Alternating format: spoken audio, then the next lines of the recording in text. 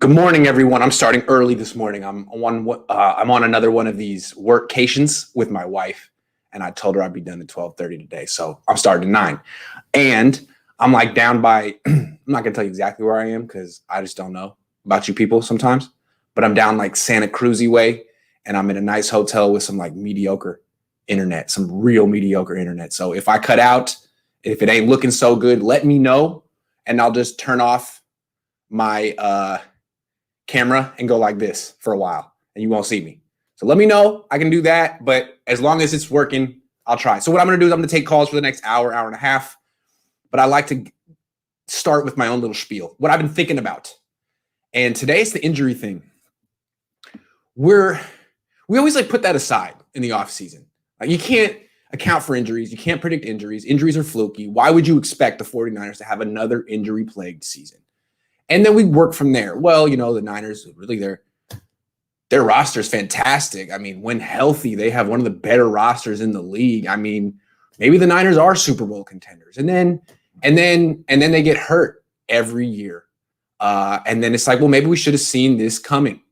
Well, someone on Twitter, I want to give the guy his proper accreditation, but I forget his name. I'll let you know later.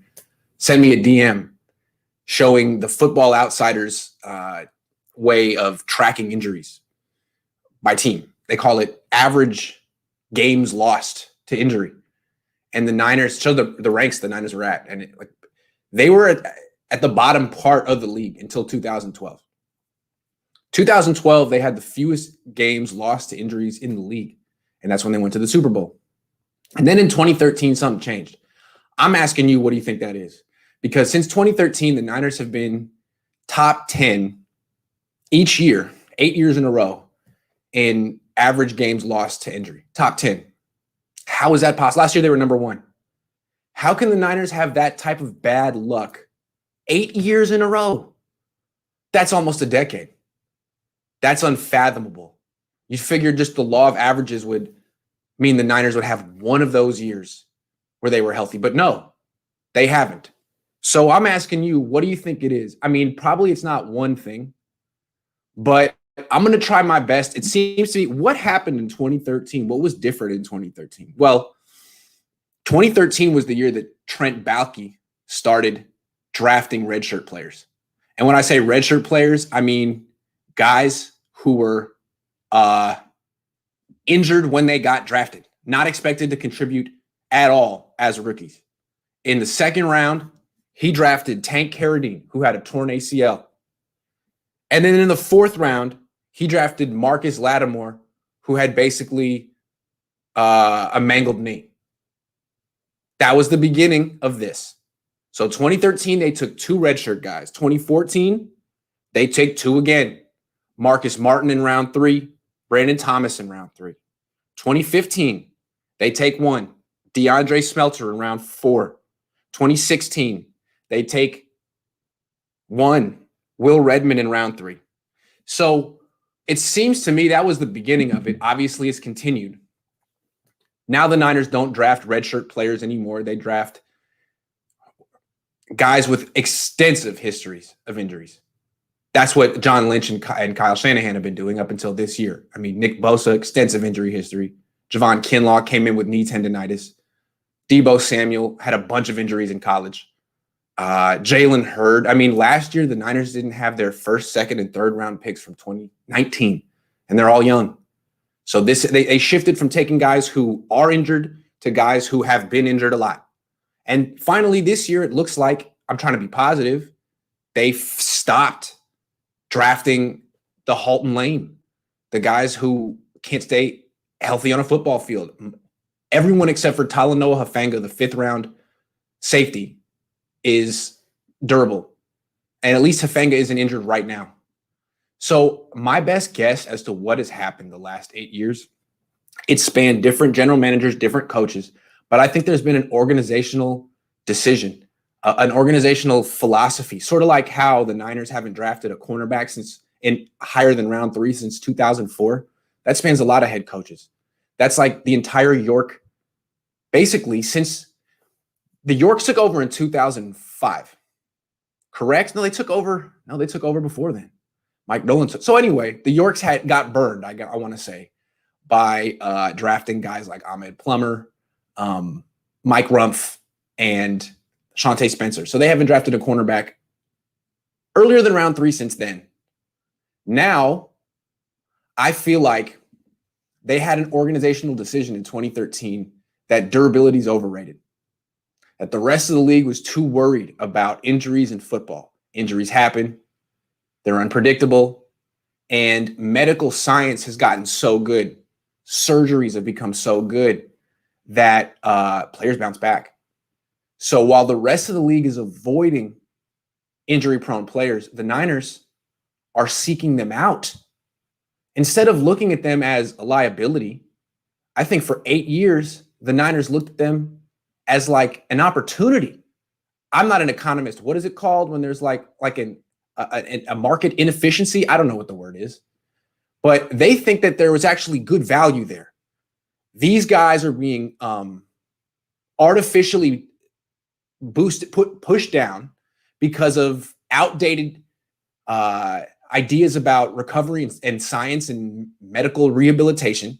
So we'll get these guys and they'll recover and we'll get all these values in round 2, 3, 4 that other teams aren't getting. So while other teams are drafting mediocre players in round 2, 3, 4, we're getting first round talents who are injured. I think the Niners actually tricked themselves to thinking that injuries are no big deal, that their training staff is the best. They have Stanford. They have all these things, and they can totally disregard injuries. In fact, they can invest in these players, and it'll make them better. Does that sound right to you? I really think from Jed York to Parag Marath down, they've been telling these GMs and coaches, look, don't worry about getting players with the injury history. That works for us. We can't compete in the open market for the best players. Let's get guys who have an injury history, like Quan Alexander. Otherwise, they're not going to want to sign in Santa Clara and pay the taxes and live in a duplex. I think that's what it is. 8 years ago, Parag Marath decided injuries aren't a big deal. They are a big deal. And I think that maybe the 49ers finally get it, that they need to prioritize durability. They need to actually take it seriously, and just signing a bunch of players who are injured or injury prone and saying, hey, man, maybe we'll get some good luck, is fluky, is diluted. So I think the Niners might be figuring it out. That's my spiel. That's my story. I'm sticking to it. Thank you very much. Let's take some calls. All right. Boom. Hold on. I'm going to put it in the description first, as I do. Here you go. There it is. And now it's in the thing. All right. Take the calls as they come in. How is my stream? It's not good, is it? I'm sorry. It's only going to be for this weekend. I needed to get out of town. It's the first day since the draft where I've woken up and haven't been utterly exhausted. I don't know what, it was scary. Every day I'd wake up still tired. It's like, what the hell is that? Old, man. But I feel good now. Something about being next to the beach. What's up, Jose? What's going on, Grant? How you doing? Pete, am I all glitchy and stuff? I got some. Yeah, a little bit. I got some McDonald's internet over here, man. What's up? None, man. Just chilling. I think it's really interesting the argument you were making about the whole injuries, because as a fan, that's something in the back of your head, but you don't really acknowledge it because it's not like you really think about that every day when you're watching the games and whatnot. But if you think about it, it's the most important thing the Niners the most important issue they face.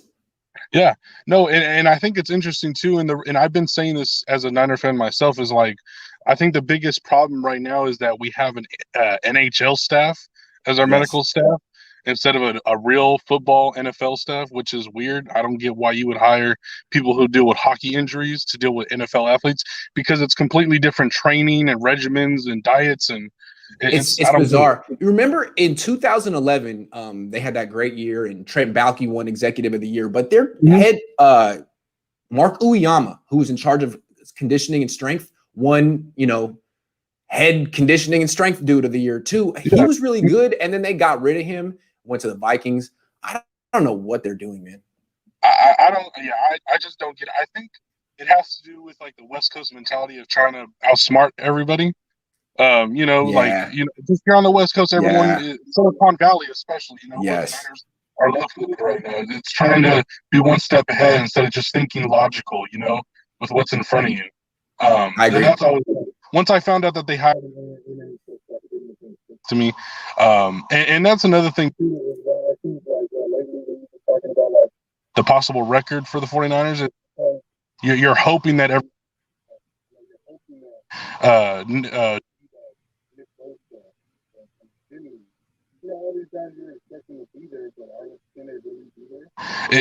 it really the I'm staff? having a tough time hearing you. You're going in and out. Am I the only person that's barely hearing you? I'm sorry. No, your audio is going in and out. I can't hear you. Man, this is whack. Okay. Sorry, it might be my. You're cutting in and out. Try one more time. So I was saying. Yeah, you're cutting in and out. Call back in. Call back in. Call back in. Call back in. What's up, man? I'm good. How are you? I'm good, man. What's going on? I do kind of wonder about the injuries. It's one thing to draft a player who's had injury history in the 6th or 7th round, and at least you're taking a flyer, but you can't be taking those kind of risks on players you want to have on the field as soon as possible, like your 1st to 3rd round kind of players. So to me, I wonder why they've done that outside of the Trent Baalke and his team at the time were trying to outsmart everybody. It's like, no, let's not outsmart everybody. Let's just do the smart and prudent thing and invest, look at their medical histories. It's one thing if they had like a hangnail or something like that. Right. That's going to happen. But, yes. Someone had a bad knee injury and they haven't gotten over it. Why are we investing resources with early picks? That's not a smart decision. We can't. It feels like a green light from the top, like from Parag, from Jed. Go for it. We will not hold you. We're not going to fault you for taking a risk on these players. In fact, we think it's smart. Go for it. We're not going to fire you if you take these guys and it doesn't work out. That's the way I look at it. Yeah, I think that could be it. Thinking that they hit a diamond in the rough right early instead of thinking, yeah, that's probably not the best decision, but we went with what we felt at the time. Right, because when you're drafting those guys and looking for the diamond in the rough, the logic is, man, injuries are fluky. Injuries are fluky. And all these teams are a little too scared. We're going to get a diamond in the rough. No, you're going to get an injury-prone player, man. Sorry. Like Jalen Hurd? You kidding? Kidding? Yeah. Sorry. Anyway. A couple quick points, and I'll sure. With McGlinchey going on KNBR this week, if I was McGlinchey and they asked me those kind of questions, I'd be like, guys, I got to work out, and then I got to eat these 2 T-bones and a slab of ribs and all these sides so I could put the I agree. Back on. And and realistically, he should have said no. He should have turned down the interview request. A lot of players do that. There's nothing I can really talk about right now that's positive. I can't be talking about other players. I need to talk about only myself. And I didn't play well last year. So every answer is going to be a different version of, I'm working my ass off. It was unacceptable. I'm doing everything I can to make sure it doesn't happen again. How many different times can you say that? And why do you need to say that on KNBR? He goes there like a team spokesman talking about the quarterbacks and this and that. He hasn't earned the right to talk that candidly. Yeah, I agree. If they ask him, he should say, thank you for the opportunity, but no, I can't. Not now. Not now. It's the off season. Let's circle back in the season when I have something good to talk about. That's a totally fair thing to say. And KNBR would say, hey, Mike, fair enough. Yeah. We'll call Fred Warner. Yeah. The last point is, do you see a possible second wave free agent signing for a possible center backup? Because if Alex Mack, bless him for playing at the age of 36, soon to be 37, goes down, I'm not sure if the team is thinking that Daniel Brunskill will be the official fill-in. In case I'm thinking they think Daniel Brunskill will be the official fill-in. He played a bunch of games at center last year. They've taken him out of the guard spot. The guards are going to be Laken Tomlinson and Aaron Banks. The backups are going to be Colton McKivitz and probably, Tom Compton is on this team, is he not? They re-signed Tom Compton. I think he did. They also have Jalen Moore, who can play guard and tackle. I think they're looking at Daniel Brunskill as the backup center, which gives him value because the starter is 36. Yeah. Yes. One last quick point is, do you see that Jalen Moore being potential competition for McGlinchey? Because from the film, from what I saw of Jalen, he looked like he's a pretty capable left tackle. I'm not sure if transitioning him over to right tackle would is the worst thing for him or not. Well, I haven't watched a ton of him. I'm trying to find some Western Michigan tape. I got to watch him from the Senior Bowl. But from what I've read about him, he's very quick and fluid in pass protection. His issue is that he gets overpowered at times. Well, Mike McGlinchey got overpowered last season, and he's slow and mechanical in pass protection. So it sounds like this guy's already got a leg up. Now, if McGlinchey can put some weight back on, I don't know who would be the better right tackle, but it seems like this guy has some potential as a pass protector that McGlinchey doesn't have. I'd like to see them in camp together and which one does better in the one-on-one drills. Yeah, I would agree. So thank you, Grant. Thanks a lot. Good call. All right, I'm going to get Jose back on and see if his audio's working. Yo, what's up? Is it all good now? Yeah, it sounds better. I think it's the wind because I had my windows down, so I think it could have been just. That'll happen. Yeah, just messing with the microphone. All right. No, yeah. So as I was saying about the whole like West Coast mentality, you try to outsmart people, especially being in the Silicon Valley area. I think that's kind of you just got to be more logical with your thinking, especially with football. I mean, football is a very logical sport. You don't have to be a rocket science to make it work. And also too is lately I know you've been on your videos and talking a lot about the potential ranking for the 49ers and the NFC in particular. And that's really like, let's be honest, it's all contingent on if these guys are going to be there, like a Nick Bosa and Debo and Jimmy, and you're really hoping all these guys have been there. And is it really to blame for them, or is it the staff, medical staff that is, or what is it that, you think we can really sit here and be like, well, they need to get better, I mean, your audio's still messing up, man. Your audio's still messing up. But hold on, let me answer your question. It seems to me like if the Niners at the top made it a priority to value durability, that would trickle down to the scouting staff, to the personnel department, the players they brought in, the money they spent on non-coaches, non-players, people. You know what I'm saying? It would, if they made it a priority, it would trickle down. Oh yeah, no, yeah, for sure, and I just don't get that. I mean, because when you're at the best is when your team is healthy. I just don't understand that. Is it still bad, or better now? Better now. Okay, for sure. Yeah. And then two, I mean, I know you've already been on record saying that you believe the Niners are a possible top 3 team in the NFC. When healthy. Right, when healthy. So I mean, for me personally, I feel like it's hard to really predict that because of the fact we're in the hardest division in football. I mean, you got teams that are really going all in with the Rams going and getting the Matt Stafford and paying 2 first-round picks for it. And you got Seattle getting another fast receiver in the draft, and then, getting last Jamal Adams for 2 firsts. And, everyone's giving up. I feel like the reason why the Niners made that Trey Lance type of move, too, is that you see all these big-time win-now type of moves in their own division. And I think that was kind of like some added pressure for it as well, except that would you rather pay 2 firsts for Jamal Adams or for a quarterback? I think that's just, the other way to put it is, would you rather pay two firsts for a known all-pro or for a college player? True. Yeah, very true. It's but very, you're right. When you put it by when you put it by position, it makes sense. Yeah. I mean, I just really hope that as long as we can stay healthy, especially on the O line, because when you have a guy like Grasu at center, that really has a lot of problems for you, especially for a quarterback like Jimmy. And I know that Jimmy's not going to be the guy much longer, considering if Trey Lance can get up to speed. It's just you want Jimmy to start because who knows if Trey Lance is going to be ready or not right away, especially with all these involuntary workouts happening, all these teams coming out saying that they're not going to have their players come out, especially if there's not known COVID protocols and whatnot. I just really hope that, especially for the Niners' sake and for Trey Lance's sake, that we can get out there in the offseason and really put in time and put in work, especially with D'Amico Ryans as a new DC, because who knows what he's going to add to it. He could put more of a 34 front in that defense where we could have a legit nose guard at times with DJ Jones or even with Kinlaw. I mean, he was a 3-4 guy his entire career, D'Amico, that is.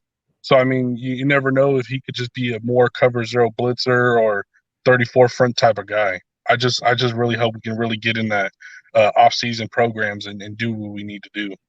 And the other thing too that makes it really tricky is the whole preseason. Is there even going to be one? I really hope we get to see Trey Lance in action in the preseason to see what he can do at least. Yeah, me too, man. Jose, I got to take some more calls. Thanks a lot, man. My bad. Quick question. Okay, so if you want to give me an exact week, what week do you think Trey Lance will start? Because I got week. Put a bottle of wine on it. That is week 1. I've seen a lot of Jimmy Garoppolo in camp. He's not good. If Trey Lance is as advanced as he says, as the people say he is, I think he should be able to get into a competition in August and win. I don't buy wine, but I'll make a bet with you for sure. I don't buy wine. I already got one bet going, man. I can't lose twice. But thanks, man. I appreciate it. Have a good day, man. You too, man. Hunter says, Grant, we have to bring up what's crazy is all Bay Area sports have been hit hard by the injuries. The Giants have had a guy hit the IR left and right, Warriors as well, and the A's have had some issues this year too. I know, it's wild, right? I don't know what it is. It's definitely something in the water. Hey, man, what's up? What's up? How you doing? Can you see me or am I all fuzzy? A little fuzzy. Man, you think you spend $300 a night on a hotel that gets you some 2021 internet? But no, it's all right. I'm not mad. Maybe it's just the way it is in Santa Cruz. I don't know, man. How's it going? It's pretty good. I'm kind of confused about what we did in the draft. It's because I loved our first pick, and then I'm actually pretty happy about Aaron Banks. Aaron Banks is a really good player. He can really block. And we definitely needed an offensive guard and an offensive lineman, so that I think that really fits. But my problem is, this is going to be very controversial. Please don't take this the wrong way. I do not like the Trey Sermon pick. Fair. Why? I love Trey Sermon to death, dude. I was thinking he is a steal at the 3rd round. But you look at the rest of our picks. We only picked one other corner. And as you keep saying, Jason Verrett, if he goes down, oh gosh, it's not going to be good at all. It's not going to be good. And we know he's going to miss probably at least 2 games, especially with the new 17-game season. It's probably going to be more. It could be more than that. So that's really scary. So that could be on an automatic 2 to 3 losses right there, because our defense is really good. But if we don't have the corners to guard any receivers, especially with our division, it's not going to be good anyway. And the reason I say I don't like the Trey Sermon pick is because we hadn't picked a receiver, a corner, or a safety yet. And then we go on to take another running back, Elijah Mitchell, in the 6th round, who I do not like that much. I do not think he's great value at the pick. I just preferably don't like him. And if you look at our running back crew, Raheem Mostert and Jeff Wilson, yes, they did get injured, but they were great when they were on the field. And then even when JaMychal Hasty came on the field, he was a beast of a player. And you may say you need to have more depth. You got Wayne Gallman, who balled out for Saquon Barkley last year. When he went out, Wayne Gallman, he was right there. He was helping them the whole time. So honestly, I think I like maybe having one more running back, but I wouldn't have Trey Sermon. I would just pick the 6th round. Elijah Mitchell. That's fine. Yeah. Because I don't think it's worth losing both those 4th round picks just for Trey Sermon. I mean, as I said before, I love Trey Sermon. It's just not good for what we gave up and what our other needs were. Yeah, my only thing with the cornerback thing is I wasn't really in love with any of the cornerbacks after round 1. Like Tyson Campbell went with the 33rd pick, and then after him, you could argue that this Ambry Thomas kid has as much, I don't know, potential as anyone they could have taken in round 2, and as many question marks as well. Like I don't know. I feel like they just kind of got shut out when they traded up for Trey Lance. They weren't going to end up with any of the top 5 or 6 corners. And if you don't get one of those guys, like who do you like in round 2? Who is the corner you like the most in round 2? I don't really even know. I mean, Asante Samuel. See what I'm saying? He's good. Asante Samuel was there. Yep. You got to look at our picks. Our 4th round, we could have had steals. Look, this draft was full of steals. As I said on my show, dude, day 2 talents were taken on day 1. Day 1 talents were taken on day 2. Like the biggest steal of day 2 was, in my opinion, it was probably Jeremiah Owusu-Koramoah, taken late 2nd round when he was a mid-1st round talent. There was talent all over here. Tay Gowan got taken in late 6th round. Israel Mukuamu got taken late 6th round. Trill Williams didn't get drafted. Like, there are so many talents that didn't even get drafted that we could have had in like that were 4th-round talents, but we didn't take them with any of these picks. I just don't get it. Because you had a really big steal at these picks, but you decide to go for a running back, which you already traded up for, and you have 4 already. If you include Trey Sermon, you have 5 really good running backs on this team. The Niners drafted for need all across the board, right? Mm-hmm. Like they drafted for need offensive line, cornerback, safety, running back. Mm-hmm. 4 needs. So they were not in a mindset to take advantage of the best player available, dropping to them, which they had an opportunity to do. It'll be interesting to see. I think. And also, what? We said this draft from day one was going to be stacked on receivers and corners, and they dropped so far, and we didn't even take a receiver. We took 1 corner. Yeah. We only took 1 corner, and we didn't take a receiver. Yes, we did get some undrafted free agents, but we could have gotten so much better talent in the 6th or 7th round. Yeah. Sean says, come on, the 49er follower. We have Richard Sherman in the wings. LOL. Trey Sermon will stabilize the running back room. Our line will be stable for 2 years. But they just have such a question mark at cornerback that could really ruin the season if they got something good going. Exactly. I hope the answer isn't Richard Sherman, man. It isn't. I don't think he's coming back. I mean, he has been going on First Take like once a week talking about Trey Lance, Justin Fields, or Jimmy Garoppolo. So you never know. He already is on record saying the Niners should have drafted Justin Fields. Now he's going to come on this team with Trey Lance. I don't think so, man. Go play for the Bears. Yeah. And hey, good call, man. Thanks for coming on. I got to take some more calls, though. You've been killing it. Always. Have a great day. You too. Later, man. What's up? How you doing? Hi. How are you doing? I'm fine. You look pretty good. Perfect. Pretty good. Can you see me a little bit? Sort of, kind of? Yeah. It's fine. You'd think anyway. Yeah. I was really counting on having better internet this weekend, but we'll make do. It's all right. Yeah. So with regards to injury, so I have been doing my homework. Yes. Oh, nice. Look at that. Right. That's his book that just came out, right? Yes. So in there, I was just thinking about that, how Montana versus Steve Young situation played out, how they played through injuries, everything. Now, I think when it comes to Jimmy G, that relationship between Jimmy and Kyle was damaged probably after the Super Bowl, not after his injuries. Because the reason is now, when if you take any quarterback who was successful or not successful, they always want to be the number 1 quarterback.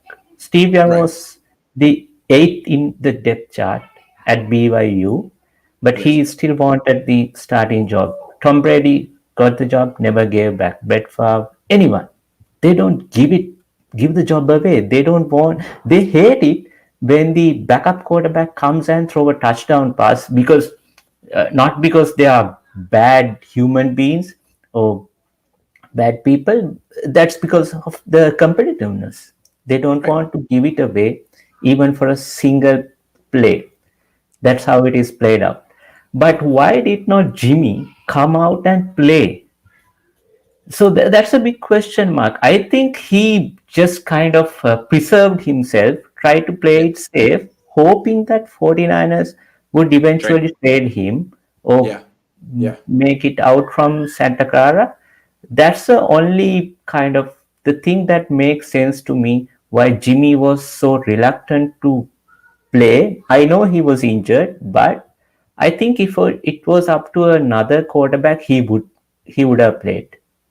I think that it's possible too that like Jimmy was worried the Niners might cut him, and if they cut him and he had gone out and played poorly again, then his value as a free agent would go down. So instead of going out and putting more bad film out there, just say I'm still hurt. I was hurt the whole time.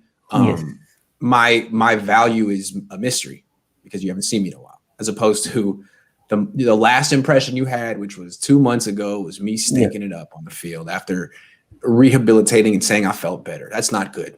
Yes. That's a disaster. Yeah. Yeah. Only other thing contributed to that factor might be he didn't have a really real competition because he knows in his heart Mullins and CJ Beathard will not. We're never there to push him. There was Yes. never, and now they have his replacement there. So Yes. just like the Patriots brought in Tom Brady's replacement, what are you going to do, Jimmy? Yes. How are you going to respond? Are you going to respond the way Brady and Rodgers did, or are you going to go out like we expect you to? Yes, exactly. So I think that's the thing about that injury situation. And one other thing is like I really like the draft, what we did, because it feels like they took the theory, control what you can, forget about what you cannot. That's why they took a quarterback, then running backs, because we need healthy running backs, even though, yes, they are still, I don't think any team, probably other than Tampa Bay or Chiefs, are like 100% perfect. Every team has its own flaws, strengths, but I think 49ers are in a good situation after this draft because they were kind of like finally fed up, catching up with injuries and everything. So basically, they were just covering up for injuries during this draft. So that's what my take on the draft. I mean, you could argue the Niners running back room really needed an upgrade. The previous caller was saying 2 running backs is too much. Maybe you don't need to draft 2 running backs, but I've watched Elijah Mitchell. I've watched Trey Sermon. I really like Trey Sermon. I'm on Elijah Mitchell. Yeah. He's okay. And think about this. Even Debo, we were using him as a running back most of the time. Yes. Right? So when Debo gets injured, now we are totally in trouble. So that's why we need good strength. It's true. This is that guy's like half a running back for the team, and he was out. Yeah, they really. It's a run first team, and that was down to Jerick McKinnon for a lot less. That's a big reason they were losing. Yeah. Yes, that's why they needed good running backs. Like honestly, if they had not had Jimmy, but they had 16 games of Debo, Raheem Mostert, and Jeff Wilson Jr. Yes. Nick Mullins, CJ Beathard, these guys might have won games. I mean, being banged up at the running back position was just as detrimental last year as losing Jimmy. Yes, exactly. Yes. Hey, Runa, great call always. Okay, thanks a lot. Great to see you. Okay. Bye. Josh, are you there? Josh, going once. Oh, hey. What's up, man? How you doing? Can you hear me? Pretty good. Yeah, Hey, I can hear you, man. What's going on? Can you see me? Am I fuzzy or am I getting better? No, you're good. I can see you. Oh, sweet. Yeah. The injuries, I don't know. We'll see. It's an enigma. I'm not like Bosa. I love Bosa, but I mean, I would want to trade him after this year, if I'm being honest with you. I just don't see a long-term play with him. He's already had 2 ACL tears. D4's on his way out. So after this year, I would try to look to trade for him ASAP. Especially if he puts up big numbers, I'm all about it. So it seems like his history, Bosa's, is like get hurt, come back, play really well, get hurt, come back. I don't know. Yeah, I would trade him too. Yeah, 20 million. He's probably going to be asking for at least. So it's like, are you going to really pay for a guy? It's not a good look. Rehab all the time overall. No, Yeah, and then I do like the draft. I really like that Trey Sermon pick. He looks like a Le'Veon Bell type player. Just patient. Hopefully he can kind of learn how to catch passes, and I think he has a lot of potential. But yeah, the injuries. I really like the Trey Sermon pick. He reminds me of the way he runs. He's kind of got that Debo to him, and he's very upright but very violent. He wants the contact. I like it. All right, so sorry I cut you off. What were you saying about the injuries? No, you're good. Yeah, no, you're good. Yeah, I think a lot of it has to do with just the bad luck with coaching staff. Jim Harbaugh was pro, hitting the ground running, ground and pound, and Kyle Shanahan's the same way. He just likes that kind of hitting the people, and old school. I've noticed a lot of other teams don't. Yeah, a lot of other teams do not do that. The Chiefs, I mean, if you watch the Chiefs and the way they play, you watch the Seahawks, the way they play, they're always trying to avoid tackles. The Niners are just they're just all in every single play, and it's like, whoa, like don't get injured, man. Like, what are you doing? Like, 16 games, I'm all man. for Wait a hitting that second. extra Yeah. yard, but yeah, we have 60. Yeah, we have a lot of games. So I mean, just watching that and seeing the other teams, That's a good I think, point. Yeah. we just had bad luck. We just had a lot of bad luck with a lot of coaches having just this mentality of, well, let's hit the ground running. It's like, no, dude, like we have other games, we have other plays, like one play at a time, you know. But Yeah. I don't know. We'll see. But We'll see. I'm excited though. I really like Trey. I think he has the potential. Which Trey? Which Trey we talking? Trey Lance? Trey Lance. Yeah, Trey Lance. Oh, of yeah. course. I mean, you gotta love. Yeah, I think overall he has high potential. Obviously, pro style offense and all that. But I think a lot of people are down on him just because he doesn't have that play. But there's a lot of other quarterbacks that didn't play that much either. So I think looking at it from that standpoint, I think there's positivity when it comes to Trey Lance. But overall, I really like the draft, the O-line. I think I'm glad they addressed it a little bit in the second round. And I like you. I didn't really like the DBs after the first round. I mean, once the first round ended, it was just kind of like, I mean, what are we haggling? They're gone. Yeah. So and the way the running. I think the guy they got is intriguing, but I don't know what he'll be. We'll see. Ambry. Yeah, exactly. And also too, just the running backs, the way they get injured constantly. I think getting 2 running backs was the right move because we didn't know what's going to happen with Mostert, Jeff Wilson. I mean, at least two or three of them are going to get hurt, so we kind of need. And they're both bigger-bodied guys, which I think is not a coincidence. Yeah, exactly. Yeah. So overall, I really like what they did. I just hope they can kind of change the mindset and maybe they can kind of push towards not, hitting people as much and kind of let's not hit everyone. Live to fight another down. So, yeah, exactly. Josh, where are you calling from, Josh? It's tough to kind of sustain. Santa Barbara. Oh, nice, man. That's cool. I'm on the coast this weekend too. I'm up in Santa Cruz. Nice. Oh, nice. I went to school at UCLA, and I used to get picked up and go up to Santa Barbara, and it was always really fun. But something about it, man, you have to get out right first thing in the morning. Is probably the hangover. I don't know what it was, but it's like, man, it's 9 o'clock in Delete. I got to get the hell out. I gotta go to Freebirds and bounce. Is Freebirds still there? It is. It's still there. Yeah. Nice. It's an institution. Yeah. I mean, not as good as the Bay Area, but but it's clutch. Great to see you, man. Have a good one. Yeah, you too, man. Santa Barbara, man. Love Santa Barbara. It's been a while. What's up, Chef? Tommy. Hold on. Johnny says, speaking of injuries, any word on Jalen Hurd? No. Sorry. I'll let you know if he ever comes back. What's up? How you doing, Chef? Good. How are you? I can't believe you guys are talking about Santa Barbara. I lived there from 97 to 2000. Oh, nice. I love Santa Barbara. I went to silly college for a while over there. Okay. That's cool. Santa Barbara City? Yeah, and then I transferred to SF State. Oh, nice. Yeah. I'm in my car I'm in my car because last time my wife got mad, so I got in the doghouse.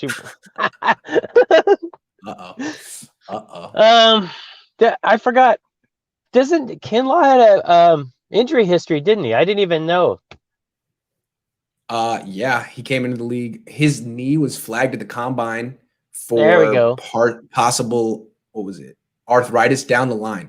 He had a cleanup surgery this offseason. Yeah, the Niners need to stop doing stuff like that. They need to stop. I think they did in this draft. I don't know anybody with an injury history except Hufanga. Exactly. Only him. He has a. And you know what?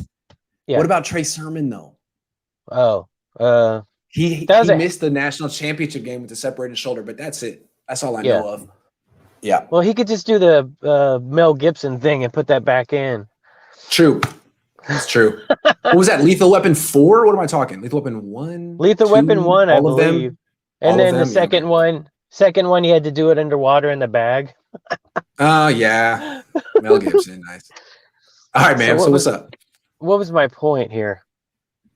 Hufanga. I think he's Hufanga only had a concussion and a broken collarbone or something. Yeah. That heals, so I still think he's a steal. Yeah. That's true.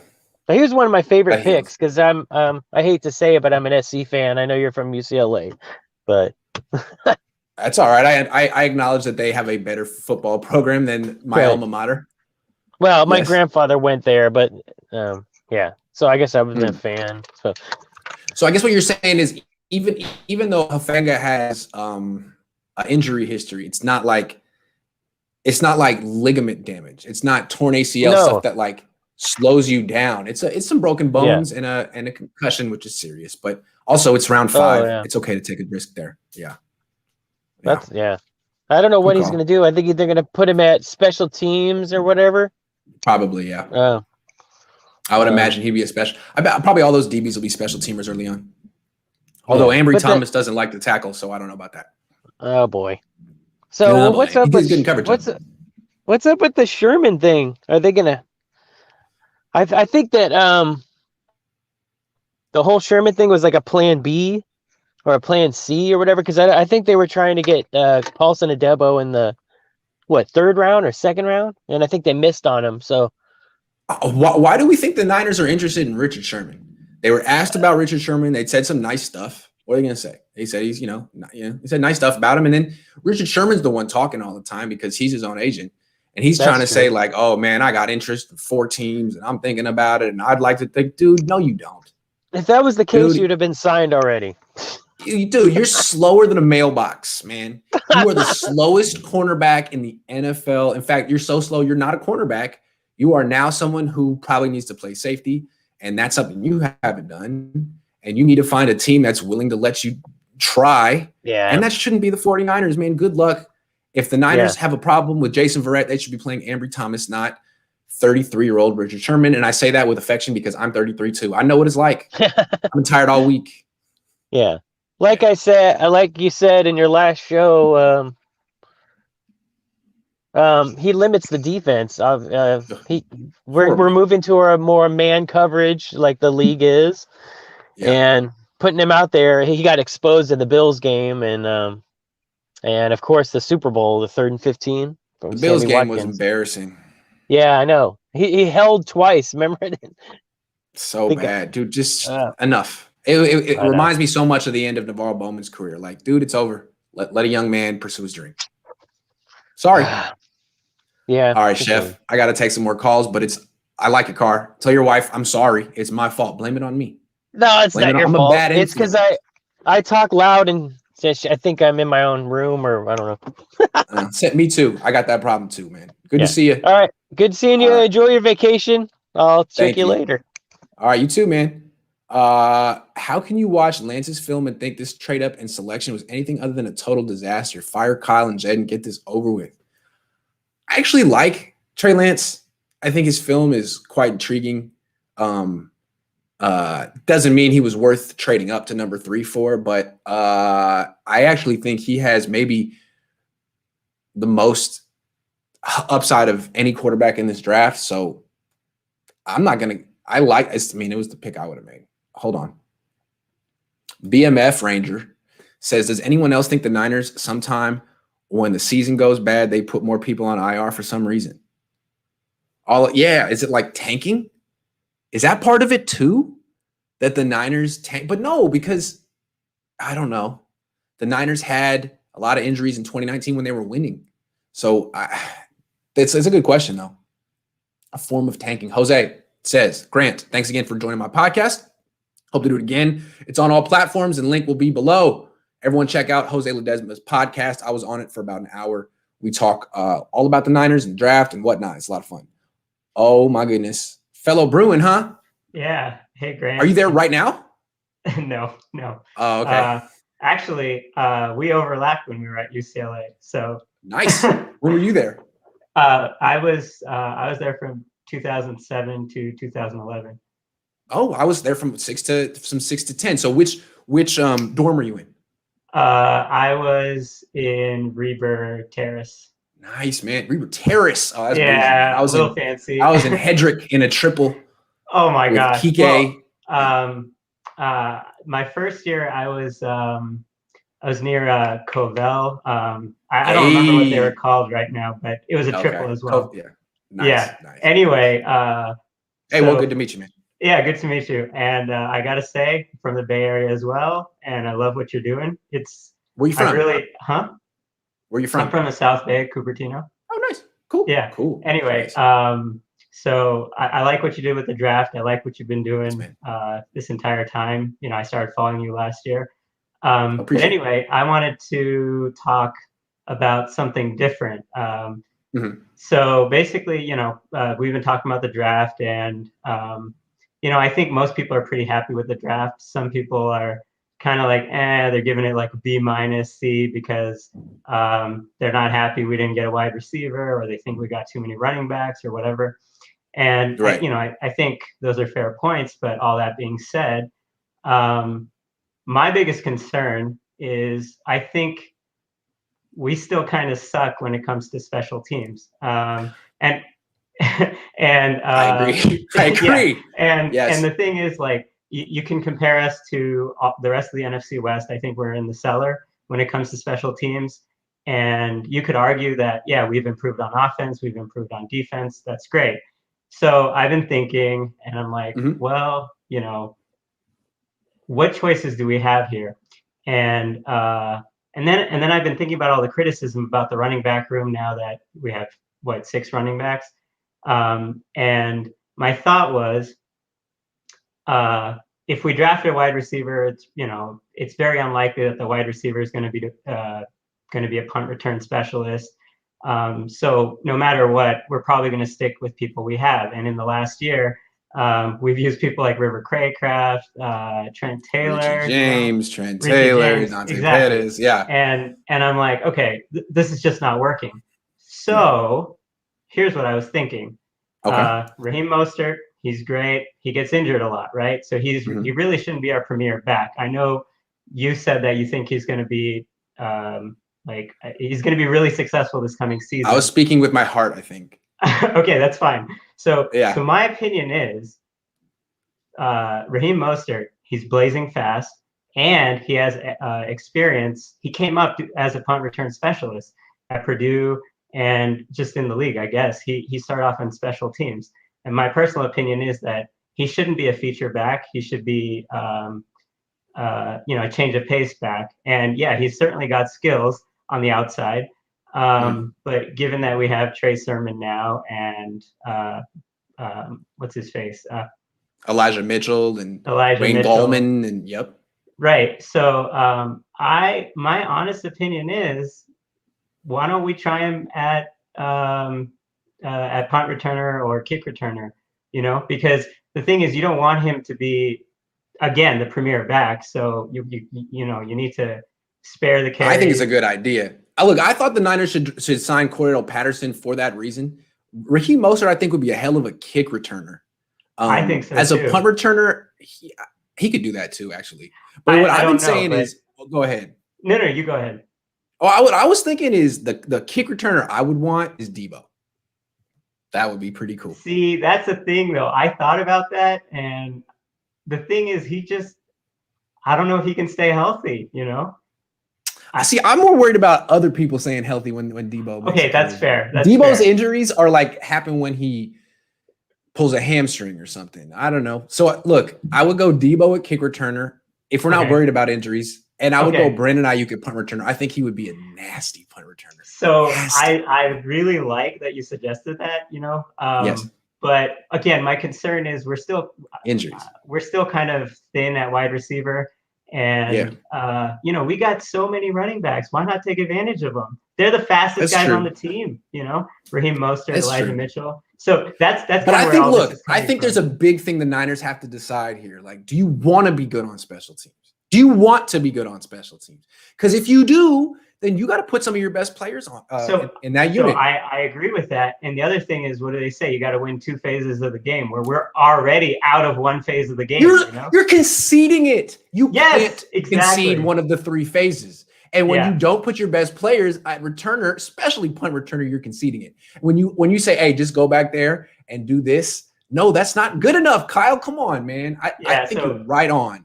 So anyway, I just stop being a coward and put Brandon Ayuk back there. I like that too, but nobody said anything about Raheem Mostert or the running back, so I figured. No, that's brilliant. That's brilliant. I like the yeah. Raheem Mostert thing too. He could do it. Thanks. He's so a home run hitter. He could be great. Yeah. I really think so. And the thing is, like, you know, you limit his carries on the offense, and then I think he can play special teams. Why not? You know? Yeah, absolutely. Big It seems like actually it would be safer to give him 10 carries and 2 returns as opposed to 16 carries.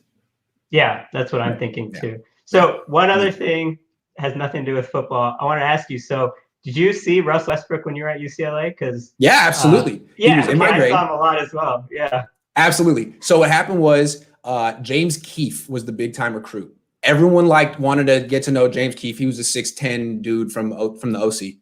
Ended up, never being in the NBA. Correct. Russell Westbrook was a late addition. No one knew who he was. He replaced Jordan Farmar. He was in a class with me as a freshman.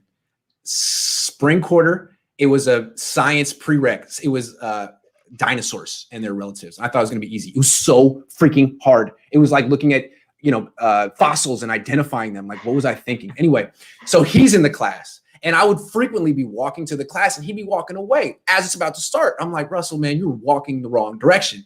And he would laugh at me and be like, dude, you don't get it. And I was like, yeah, you're probably going to get a better grade in this class than me somehow. I'm sure you're in some study group or something. Anyway, it was hilarious. He would always just be like, dude, you don't get it. I'm like, I don't. I really don't. But anyway, he's got like $200 million right now. I would see him. Yeah, absolutely. Exactly. Yeah. Anyway, it's just funny. Quesadilla. Yeah, man. Exactly. He'd always have a basketball. He would dribble it beneath his legs, and I'm thinking, yeah, he's pretty good. I should probably be doing that too if I want to work on my handle. Anyway, good. What's your name? Pavan. Hey, well, it's really nice to meet you. I'm sure we crossed paths at one point at UCLA. Yeah, man. What was your major? Cool to meet while we were actually electrical engineering and math. Well, there you go. We never had a class together. I guarantee. Probably I didn't take not. one math class. Anyway, I made sure I didn't take one math class. I was proud of not taking one. Oh man, I took too many. If my kid ever gets to 6th grade math and be like, I'm sorry, I was a long time ago. I forgot. What were you gonna say? One last thing, okay? So you said you've been talking about how you're gonna race Richard Sherman in the 40. Sounds great, okay.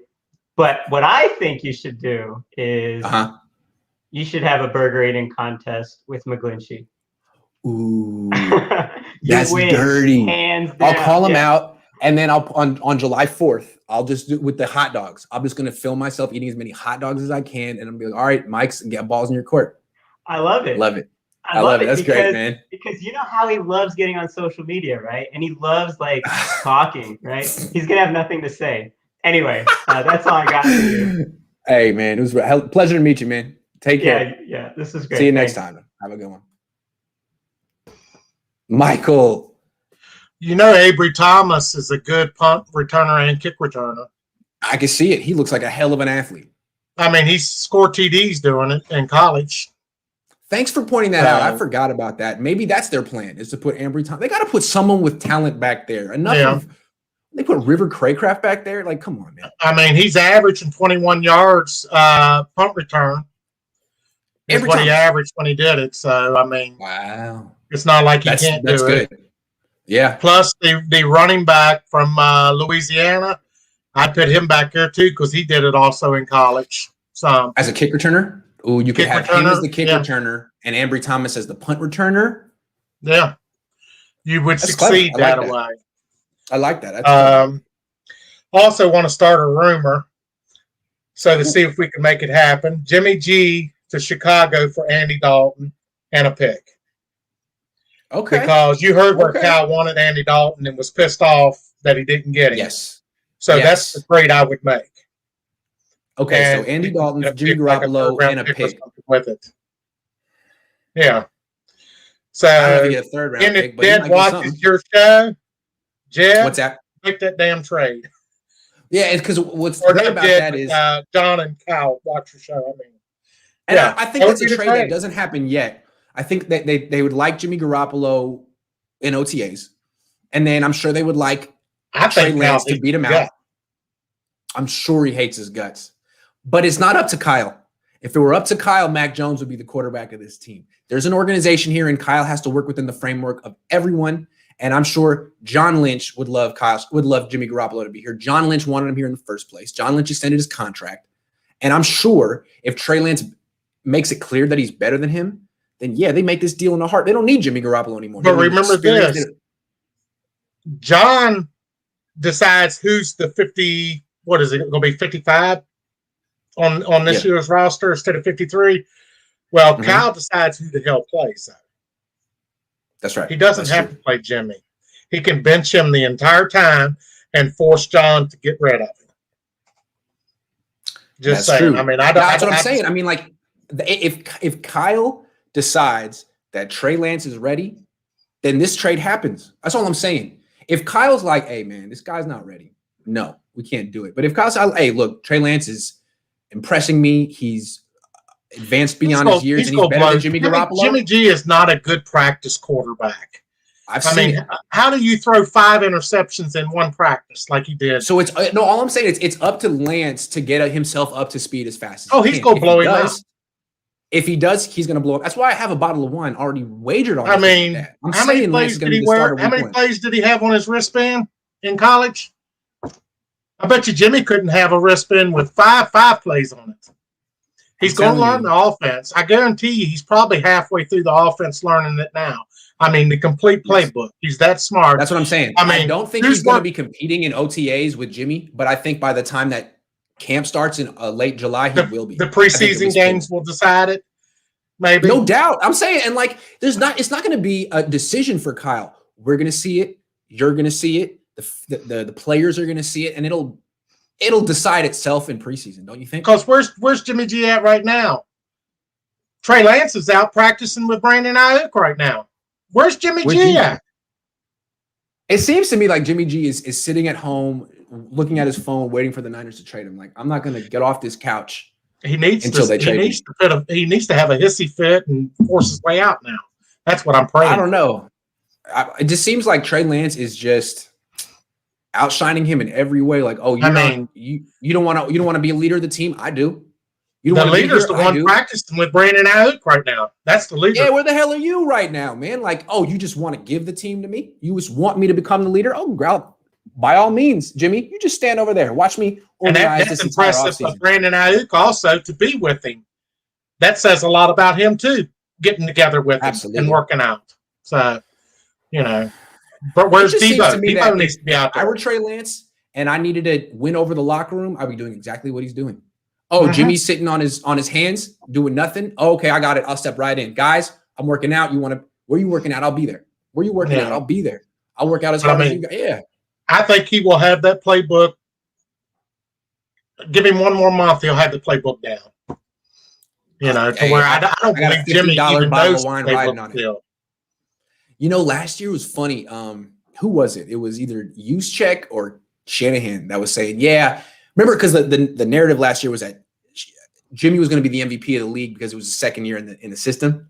And Juszczyk and Kyle were like, yeah, he really, really is learning the offense now. It's like, still learning. It's his fourth year here. What do you mean he's learning the offense? And then when he was out for 8 weeks and he was up in the press box or wherever he was, the luxury suite, he's taking notes.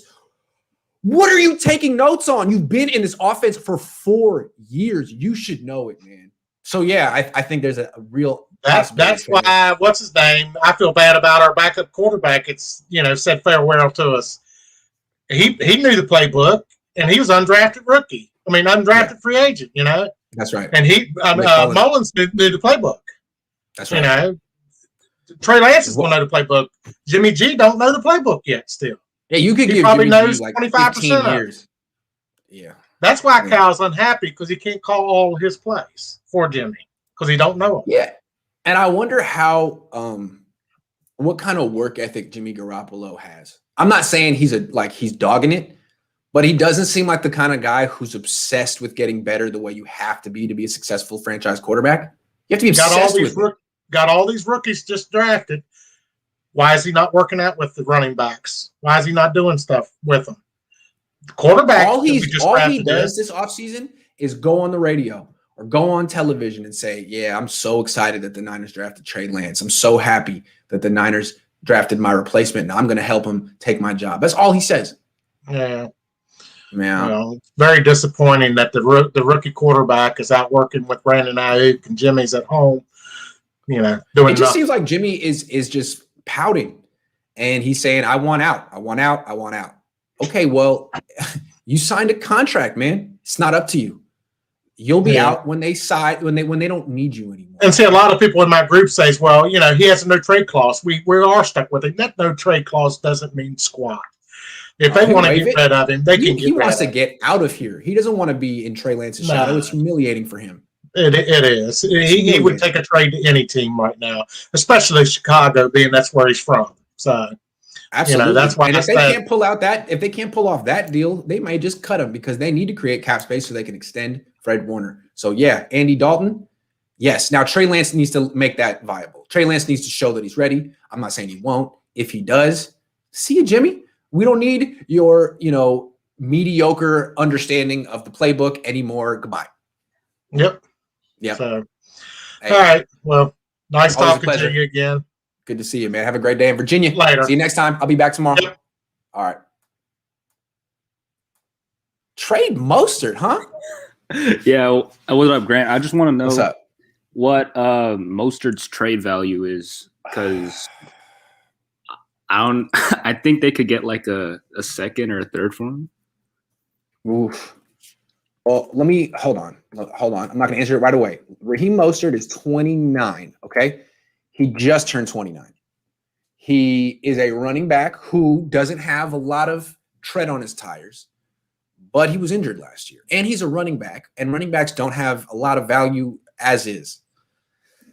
I don't know, man.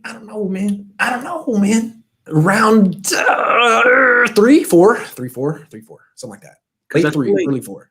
I think you need to get like players traded before the end of their contract, and I feel like if you're just gonna wear out Mostert's contract, you might as well just get a draft pick for him before he leaves in free agency. Oh man, hard. Maybe he's I can't trade him now. You don't know what you got with Trey Sermon and these rookies. What about if you do it at the trade deadline? If Trey Sermon is just taken off and it's clear that Raheem Mostert still has value, other teams want him, but not a big need. And as you said, get something for him as opposed to let him go for nothing. How about wait until the trade deadline? Well, I don't know, because they did a similar thing with Tart, right? Like they might have traded him at the end of the deadline. Good point. They didn't, and then they re-signed him. So I'm not entirely sure. Well, they didn't have a replacement for Tart. They were going to trade Tart because they thought their season was going up in smoke, which it was, but they were holding on to the hope that they could get back into it, which they almost did. So the reason to trade Mostert wouldn't be that he's injury prone or that he's not playing well. It's that he's actually playing well and has value, but you got replacements like Trey Sermon. I got you. Yeah. So it could happen, but I'm just saying, before you get rid of a playmaker, a guy who took you to the Super Bowl in that one game, just make sure you got ample replacements. All I'm saying. All right. Also, real quick, what about that safety from Alabama that you said in training camp was like not bad? Maiden. Yeah. Maiden. I liked him. That's one of the guys that I expect to be balling this year. There's always a couple of undrafted free agents who look totally different from year 1 to year 2. Year 1, they look like undrafted free agents. Year 2, they come back yoked, looking like first-round picks. I think he could be that guy. He'll be competing to be a backup safety and a nickel back. So he'll be competing with like Diamador Lenoir to be the backup nickel. He could do it. We'll see. All right. Thanks for reminding me. All right, man. Take care. Shardaw, what's up? My question is, should the 49ers bring back Richard Sherman? Hell no. Respectfully. I say no. He's as old as me. He's as slow as me. He's had a ton of injuries. They just drafted 3 corners. Develop him. Don't let this 33-year-old guy block their growth. And my second question is, what are your thoughts about the 49ers drafting Trey Sermon? I love watching his tape. I think he's a hell of a running back, and I think he could be their starter as early as this year, might even be their starter next year. He could have a Frank Gore type impact on this team. I really like him. And my question is, what talents do you think he's going to bring to the San Francisco 49ers in the 2021 season? Elusiveness, explosiveness, relentlessness, strength, speed. I mean, he's going to give that. He's so much better than Jerick McKinnon. He's so much better than Jerick McKinnon. I have a couple of – have you seen the film breakdowns I did of Trey Sermon this week? Did you see him? I did one on Tuesday with Jack Hammer, and I did one on Thursday, I believe. Check it out. If you go to my page and click on live, you'll see 49ers scouting session. The last two of the last three have been on Trey Sermon. I really enjoy watching him. I think you'll be sold on him if you watch him. Check him out. I want to wish you a happy Mother's Day to all the mothers out there. Thank you, Shardal. Happy early Mother's Day. Have a great day, man. Have a great day, man. You too, man. You looking great. That dude's a baller. What's up, Newts? Hey, you're muted. Oh, there you go. What's up, man? How you doing? Hello. Grant, how you doing, man? Good. Where are you calling from? I am in Anaheim, California. Okay, all right. Yeah, just more prep for Mother's Day. Nice. First time caller. I've been chiming in a little bit over the last little bit. Like your content. Yes.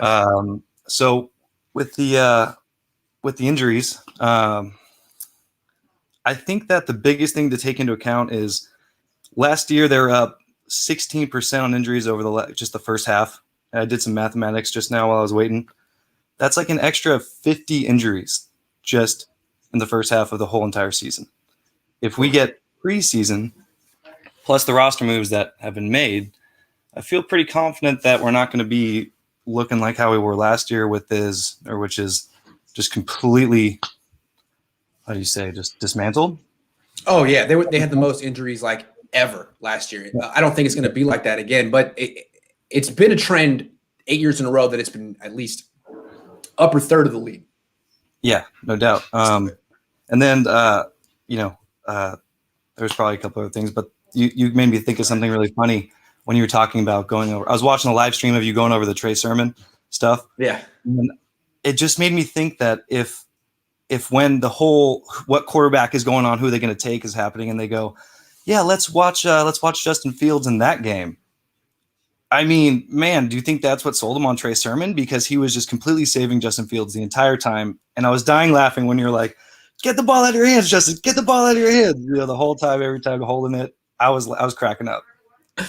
Yeah, no, I think any Justin Fields skeptic watched his games like that. I remember when I was watching him during the season, people were like, you got to watch Justin Fields. He's great. I'd be watching him and be like, man, if it wasn't for this number 8 running back, this dude would lose and no one would be talking about him.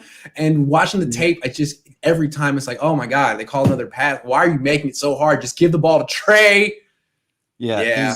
He's really insane. Honestly, when I saw the draft live and I saw them trade up, I instantly was like, I've been hearing a lot of people talk, but I haven't done my research yet. I hadn't done it. I'd seen a couple highlight clips here and there, and then I watched and I realized that he's played with Baker Mayfield, with Kyler Murray, and then he transferred to Ohio State. He started as a freshman, and he looked just as good. He was not like some guy that was, he wasn't some whatever freshman coming in doing anything. He was an impact player right away. And then he switches. So he's played with going to be 3 NFL quarterbacks now?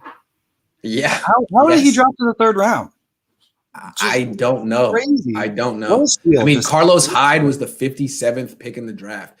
You can't tell me Carlos Hyde was a better prospect coming out of Ohio State than Trey Sermon. I don't get it.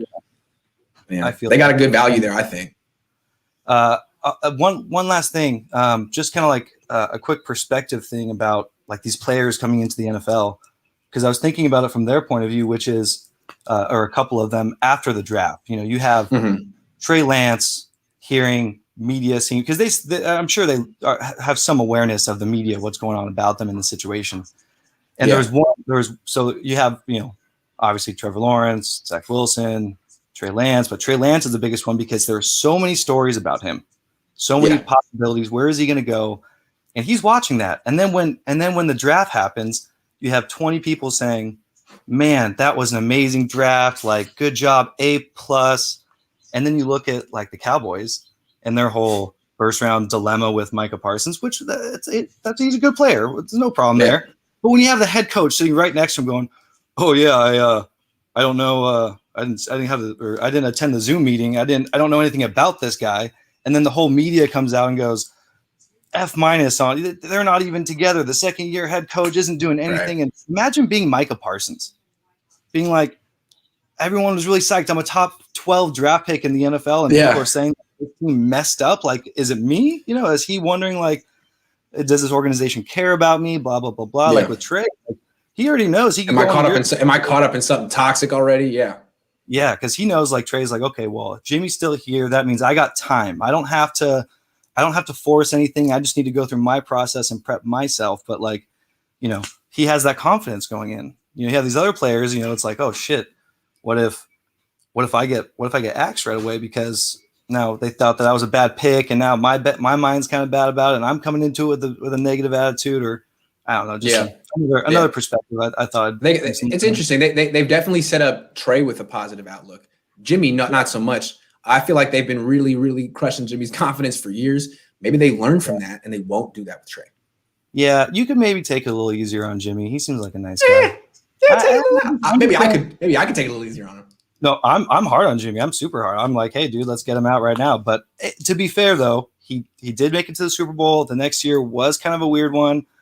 I would understand him having the opportunity to start, and if he's ripping, then keep him in, kind of a thing. Like, hey, Trey, we like you, but we're undefeated. You know, blah blah blah blah. Maybe give him. We'll call you in from the bullpen when we're super ready. well. He could maybe play his way through the season if he could stay healthy. Obviously, that'd be interesting. Yeah. But anyways, all right, Newts. Dude, great to see you, man. Thanks so much. All right, man. Yo, Grant, does Jimmy versus Trey give you Matt Flynn versus Russ vibes? Look, I'm not a Jimmy Garoppolo fan either, but Matt Flynn, that's harsh. What did Matt Flynn win? 3 games in the NFL? Like, hey, man, that's harsh, Carl. Dang.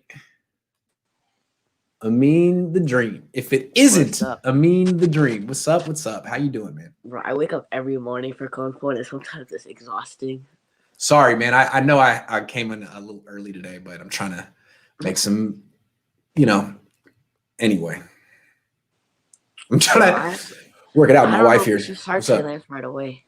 I don't feel like I don't know if they should either, man. I wouldn't do it just to do it. He'd have to prove it. Why not? I have some concerns about Trey Lance, honestly, because number one concern that I have on Trey Lance is that I hope he doesn't turn into like a Lamar Jackson or Michael Vick player. And some people might be like, "What?" Right. In the chat. No, you want a guy who turns into a quarterback. Like a quarterback, right? Because I don't want a guy whose first read is to run the ball and whose first read to use his legs. Like Michael Vick is more athletically skilled than any other player in his generation. So he could just run, and he just use his athleticism as a safety blanket. I don't want Trey Lance to do that because I want Trey Lance to find open receivers down the field and find his reads instead of being like a Lamar Jackson. You sound like Bill Walsh right now, man. You sound like Bill Walsh right now. Bill Walsh was the same way. He wanted Steve Young, but he didn't want Steve Young to play like Steve Young had been playing, which was like Lamar Jackson. He wanted Steve Young to take that skill set and apply it as a quarterback and learn the position, and he did. And I think that's what's so intriguing about Trey Lance is that's the standards he's being held to. That's the vision that Shanahan has for him. And I think that's what he can pull off. He has, I think, more physical gifts than Steve Young had, who was before your time. But for people my age and above, that's a very explosive things to say, that Trey Lance is more physically gifted than Steve Young. I think he is. But the thing is, like, there's only 2 quarterbacks in the NFL, in my opinion, who can throw the ball, but also throw it efficiently and run it also efficiently. It's Russell Wilson and probably Patrick Mahomes. And if Trey Lance turns into at least one, I'm not saying that he's going to turn into Patrick Mahomes or Russell Wilson, but if he can at least throw the football efficiently, and if he runs the ball, there's no problem with that, in my opinion. There's no problem, right? But he has to find his reads, and he has to find his open receivers on the field, what Jimmy couldn't do. He has to make those reads. Because if he just uses his first safety blanket as the run, then he might get injured like RG3. And we don't want him to get injured, number one. And also, we need him to find open receivers on the field. With Jimmy Garoppolo missing the Super Bowl, we need him to find open receivers on the field instead of use the run as a safety blanket. Andrew Luck was a big, strong, strapping mobile quarterback who got beaten to smithereens and is no longer in the league. So, Trey Lance, I know you think you're strong and tough now. Protect yourself. Protect yourself. Protect yourself, man. How's it going, man? How's life? I haven't seen you in a while. Life's fine, man. Life's good. Are you back in school? Do you get to go to school, or are you still in the house? No, I homeschool usually, but I'm not starting. Oh, you're homeschooling usually? Yeah, okay. All right. Oh, I didn't know that. See, it's so much I didn't know about you, man. All right. Homeschool, so I'm chilling at home. Okay. All right. Okay. Well, when's the next live stream with Ben Camperman going to be? I don't know, maybe like in a week or so. there's no news going on right now. But rookie minicamp starting this weekend. So we're going to see Trey Lance on the practice field in 6 days. So we'll see what happens. I'm excited for that. See what happens. All right, Amin. Good to see you. I'll be back tomorrow. Yes, sir. I'll be back tomorrow. All right. Yes, sir. See you, man. See you. Guru, the last one of the day, man. Going out in style with the Fila shirt. You're muted. Just press the little button. Yeah, I got it. Gotcha. Hey, Grant, first time caller. I've listened up many times. How you doing? Though. I'm doing good. Where are you calling from? I'm actually calling from India right now. I'm in Get India. the hell out of here. No, wow. I'm serious. You're the first person to call from India. So what time is it over there? What time is it over here? It's like 10:48 at night. I don't even know if you're talking AM or PM, but that's cool. It's like PM. It's PM. All right. Yeah, it's PM. That's cool, man. All right. So what are we talking about? I mean, I'm just here to talk about Trey Lance. I was shocked to see those images with Brandon Ayuk so early.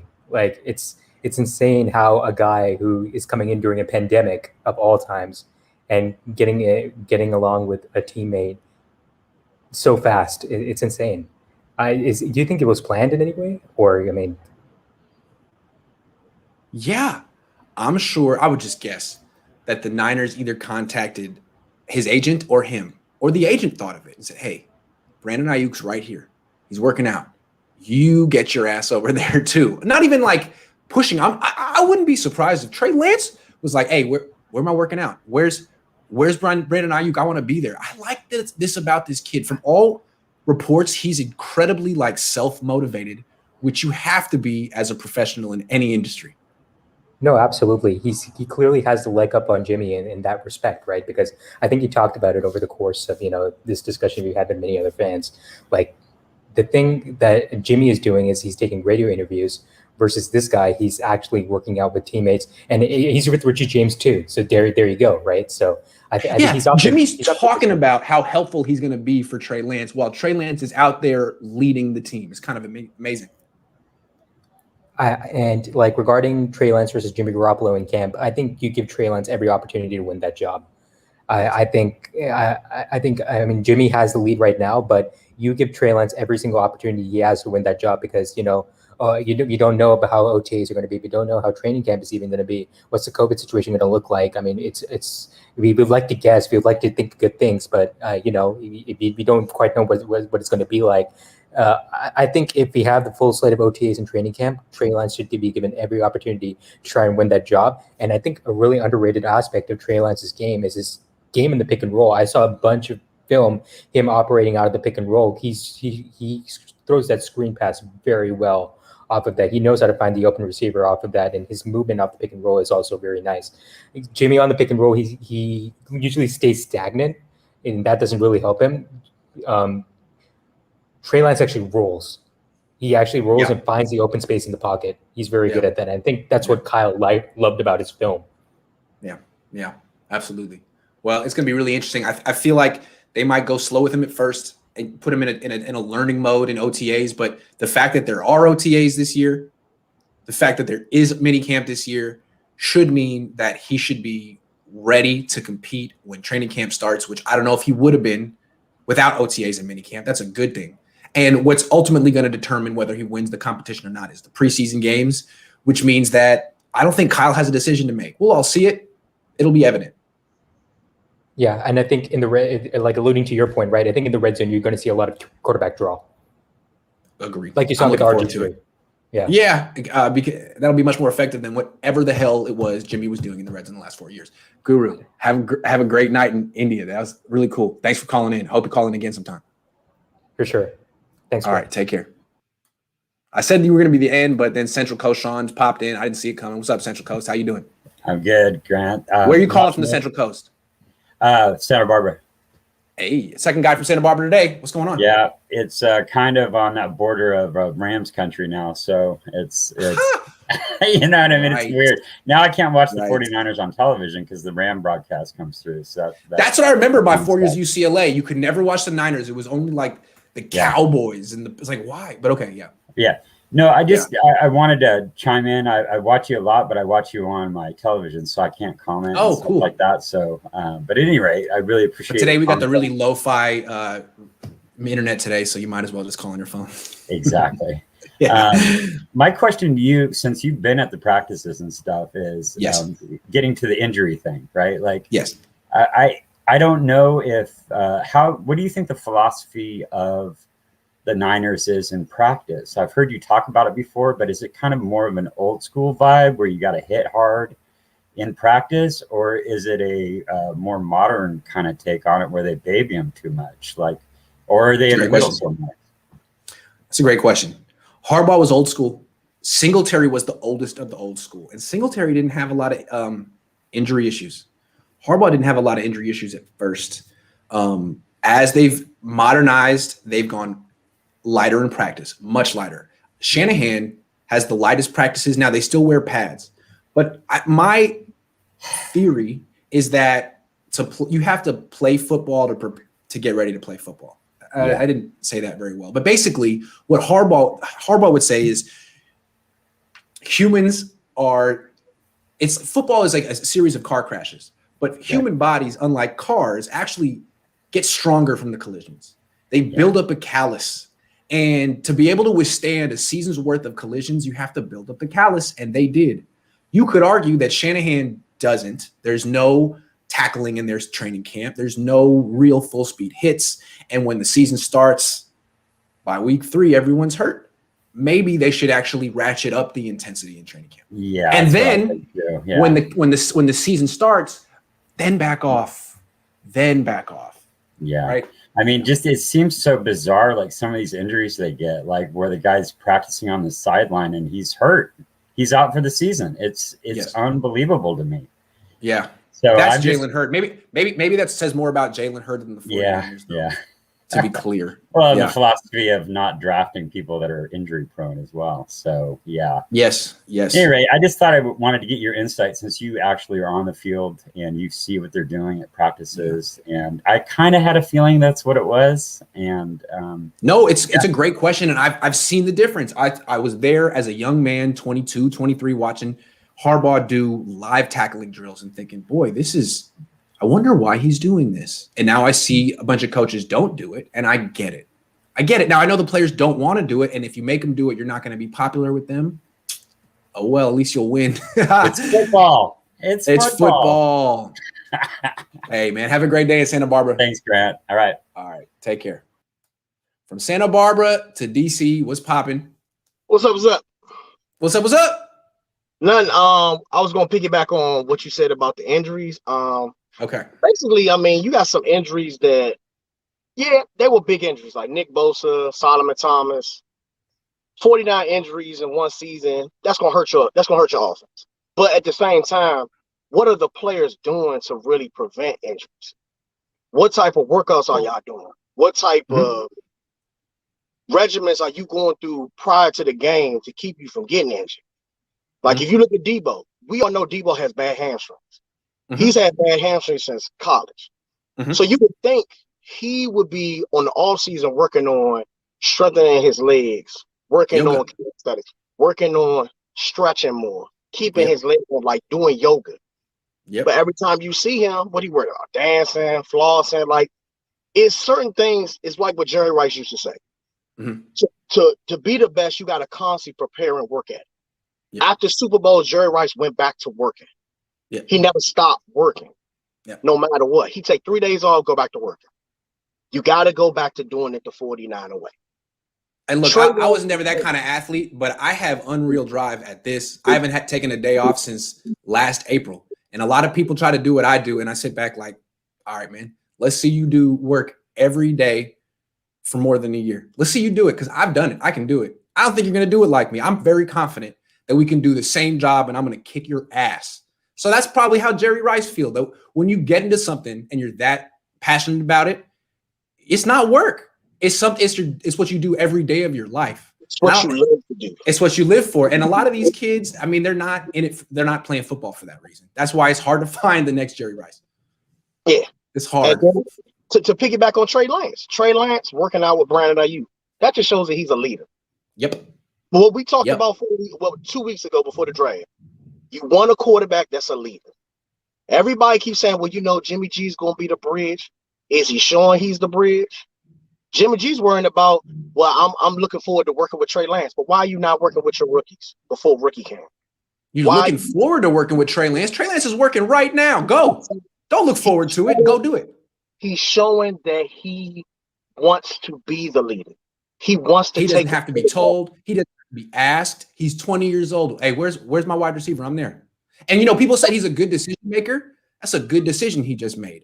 And decision making is leadership. It's what it is. But you lead by example and not by fear. That's right.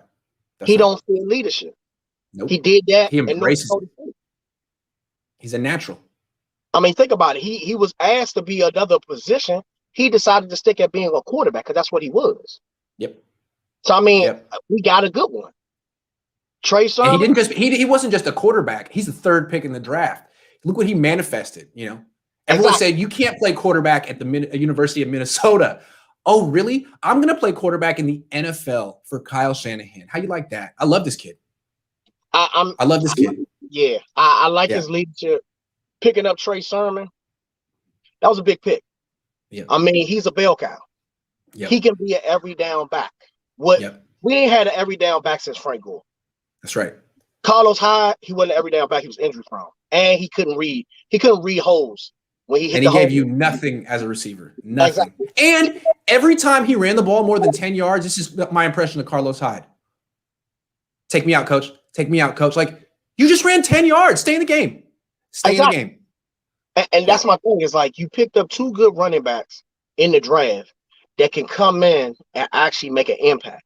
You picked up Aaron Banks, good lineman, probably can compete with Brunskill at guard.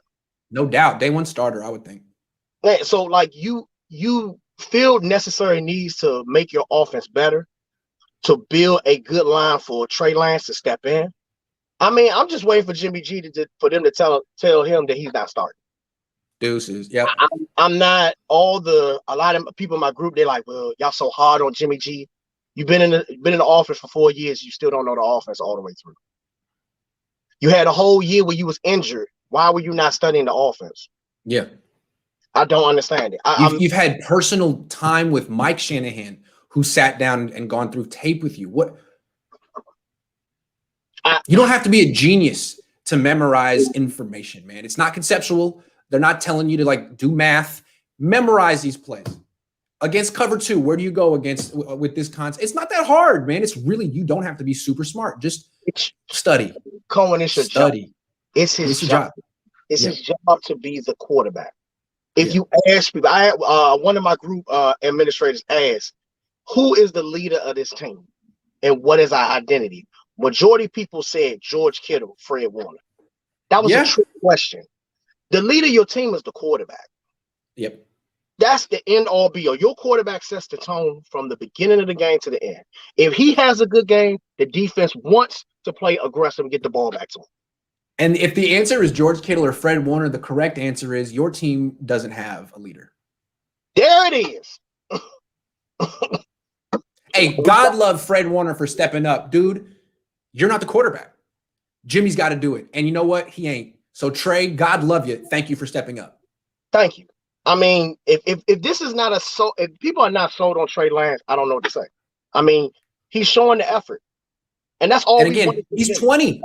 He's leading men. He's 20. Jimmy's about to be 29. He's still working on that part of maturity, or whatever you want to call it. And that's why I feel like it's not going to happen for Jimmy. These things express themselves young. If you're a natural leader, you are at 20. You were at 17. This guy's a natural leader. So I think we got to go. Look, I wasn't in the military, but the people who are leading platoons in wars are in their early 20s. I mean, they're young men making very important decisions, right? It's not 30-year-olds in there. No, it's young men. If they can make those kind of decisions, then people on a football team should have those traits expressed at a young age as well. Yeah. That's what I'm saying.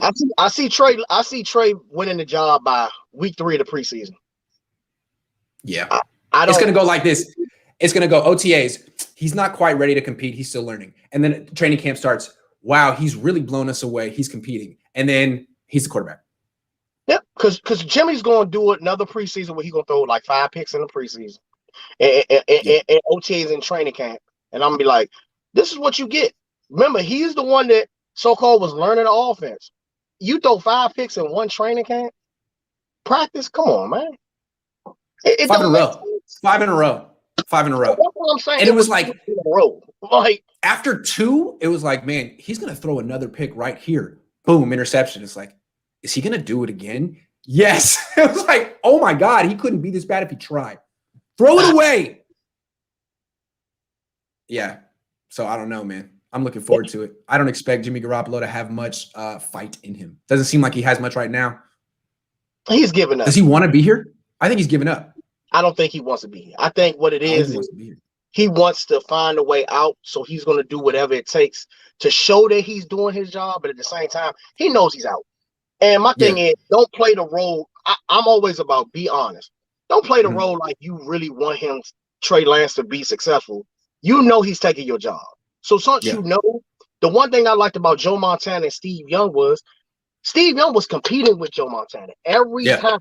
He was competing like, I want to start. I want to start. So he did what he had to do to get himself in a position to get a chance to start. Now, Joe didn't like it, but at the same time, Joe knew that he was getting older. He had 4 Super Bowls under his belt. It was his time to pass. So he didn't mind passing the baton to somebody. That's going out gracefully. Jimmy is just being he's being like a prima donna. Like, this was my team, and now everybody's just trading on me. It's like, what did I do? You didn't win a Super Bowl. We wouldn't be having this conversation if you make that throw to Emmanuel Sanders. We wouldn't be having this conversation. We wouldn't be talking about you. We'd be like, well, he got a Super Bowl. Steve Young got 1 Super Bowl. Okay, we'll give you that. But because you couldn't, but he didn't. He missed that throw like Carlton missed the shot in Fresh Prince. Like it was like a one-hand heave that didn't even hit the backboard. Didn't even hit the backboard. Hit the scoreboard after it. That's my whole thing. I could get if you miss a throw and you go to your team like, my bad, that's my fault. Like most quarterbacks do. Russell Wilson does it. Lamar does it. Patty Mahomes does it. He just well, I guess we'll do it again. Revenge tour. What? What grown man? Revenge tour? That we're never going to be in that position again, most likely, and you blew it, man. Thank you, Jimmy. He got us to this point. He got us. He got us the quarterback that we needed to go forth and actually compete for a Super Bowl. That's his legacy on the Niners. That's his legacy on the Niners. He got him in a position to get Trey Lance. Yeah. Great to see you, man. All right, man.